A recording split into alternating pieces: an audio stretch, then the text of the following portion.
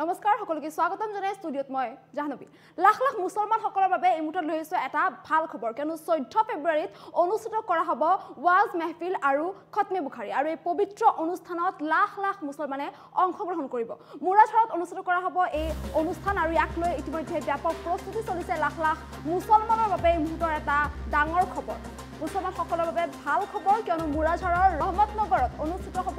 আজিমুছলান ওয়াজ আৰু পবিত্ৰ খতমে বুখাৰী খতমে বুখাৰী অনুষ্ঠানক লৈ দিন ৰাতি একাকাৰ কৰি চলিছে এতিয়া প্ৰস্তুতি ব্যাপক প্ৰস্তুতি চলিছে এই অনুষ্ঠানক লৈ আৰু ব্যাপক প্ৰস্তুতি চলিছে ৰহমতনগৰ শফিকিয়া ইছলামিয়া আলিয়া হাফিজিয়া আৰু কাৰিয়ানা মাদ্ৰাসাত 14 ফেব্ৰুৱাৰীত অনুষ্ঠিত হ'ব বিশাল ওয়াজ মেহফিল আৰু খতমে বুখাৰী ওয়াজ মেহফিলত উপস্থিত থাকিব উত্তৰ প্ৰদেশ জমিয়তৰ ৰাজ্যিক সভাপতি মৌলানা আশহাদ ৰছমিদি আৰু লাখ লাখ মুছলমানে অংশগ্ৰহণ কৰিব এই খতমে বুখাৰী অনুষ্ঠানত যেহেতু 14 ফেব্ৰুৱাৰীত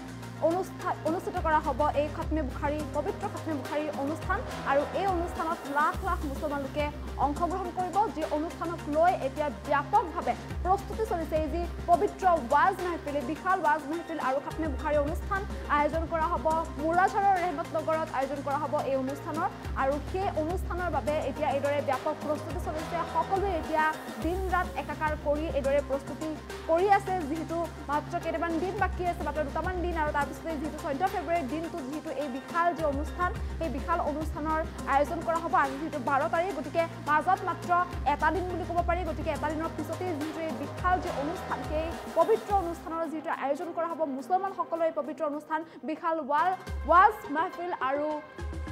খতমে বুখাৰী এই যে অনুষ্ঠানৰ আয়োজন কৰা হ'ব এই অনুষ্ঠানত লাখ লাখ মুছলমান লোকে অংশগ্ৰহণ কৰিব যি অনুষ্ঠানক লৈ এতিয়া এইদৰে ব্যাপকভাৱে প্ৰস্তুতি চলিছে মুৰাদহাটৰ ৰহমতনগৰত অনুষ্ঠিত হ'ব আজিমুছলান ওয়াজ আৰু পবিত্ৰ খতমে বুখাৰী আৰু ইফালে এই অনুষ্ঠানক লৈ ৰহমতনগৰ শফিকিয়া ইছলামিয়া আলিয়া হাফিজিয়া আৰু কাৰিয়ানা মাদ্ৰাসাত বিশাল প্ৰস্তুতি চলিছে আয়োজন চলিছে ব্যাপকভাৱে এতিয়া সকলোবোৰ এইদৰে ব্যস্ত হৈ পৰা দেখিবলৈ পোৱা গৈছে অনুষ্ঠানক লৈ দিন ৰাতি একাকাৰ কৰি সকলোৱে প্ৰস্তুতি কৰি আছে মুছলমান লোকসকলে এইদৰে সকলোৱে প্ৰস্তুতিত এতিয়া ব্যস্ত হৈ পৰিছে সম্পূৰ্ণৰূপে ব্যস্ত হৈ পৰিছে যিটো লাখ লাখ মুছলমান লোকে অংশগ্ৰহণ কৰিব এই পবিত্ৰ অনুষ্ঠানত ইফালে উত্তৰ প্ৰদেশ জমিয়তৰ ৰাজ্যিক সভাপতি মৌলানা আশহাদ ৰছমিদি উপস্থিত থাকিব এই পবিত্ৰ ওয়াজ মেহফিলত 14 ফেব্ৰুৱাৰীৰ দিনটোত মাজত মাত্ৰ এটা দিন বাকী আছে 14 ফেব্ৰুৱাৰীত অনুষ্ঠিত হ'ব এই বিশাল অনুষ্ঠানৰ বা এই পবিত্ৰ অনুষ্ঠানৰ য'ত এইদৰে লাখ লাখ মুছলমানে যেহেতু অংশগ্ৰহণ কৰিব আৰু তেনেস্থলত এই অনুষ্ঠানক লৈ এতিয়া মুছলমান লোকসকলৰ মাজত এতিয়া এক উখল-মাখল পৰিৱেশে বিৰাজ কৰা দেখিবলৈ পোৱা গৈছে তেওঁলোক উৎসাহিত হৈ আছে ইছলাম ধৰ্মাৱলম্বী লোকসকল এতিয়া এক প্ৰকাৰ উৎসাহিত হৈ আছে তেওঁলোক আগ্ৰহেৰে অপেক্ষা কৰি আছে 14 ফেব্ৰুৱাৰী এই দিনটোলৈ যিহেতু মুৰাদহাটত অনুষ্ঠিত হ'ব মুৰাদহাটৰ ৰহমতনগৰত অনুষ্ঠিত কৰা হ'ব এই আজিমুছলান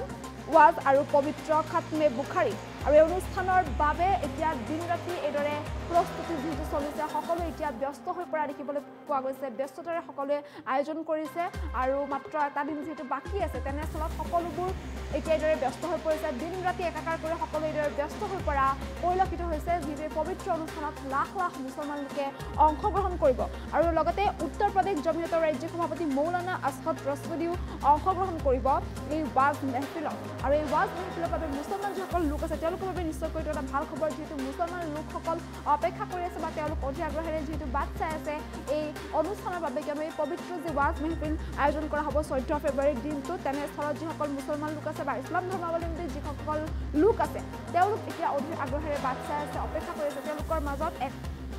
উৎসাহিত পৰিৱেশ দেখিবলৈ পোৱা গৈছে এই অনুষ্ঠানক লৈ যিহেতু 14 ফেব্ৰুৱাৰী এই দিনটোতে মুৰাদহাটৰ ৰহমতনগৰত অনুষ্ঠিত হ'ব এই বিশাল অনুষ্ঠানত 1950 চনত স্থাপিত হৈছিল আজি 74 বছৰ হৈছে 74তম জলসা আমাৰ ইয়াত মহফিল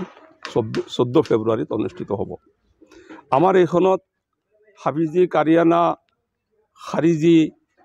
আৰু দেওৰা হদিছলৈকে থকাৰ লগতে আমি ক্লাছ 8লৈকে জেনেৰেল শিক্ষা অল ছাবজেক্টৰ পাঠদান কৰোৱা হয় আৰু আমি আশা ৰাখিছোঁ ক্লাছ 10লৈকে অহাবাৰত আমি ব্যৱস্থা কৰিম পাঠদান কৰাৰ কাৰণে গতিকে এই সভাখন প্ৰতি বছৰত ফাগুনৰ প্ৰথম বুধবাৰ আৰু ইংৰাজী যিটো ডেট পৰে সেই তাৰিখ মতে আমি ফাগুনৰ প্ৰথম বুধবাৰৰ লগত মিলাই পেলাই এই মহফিলটো কৰা হয় আৰু ইয়াত বহুতো মানুহৰ সমাগম হয় আৰু আমাৰ এইবাৰৰ যিজন মুখ্য অতিথি আছদ ৰচিদি চাহাব দেওবন্দৰ আপোনাৰ উত্তৰ প্ৰদেশৰ জমিয়তৰ সভাপতি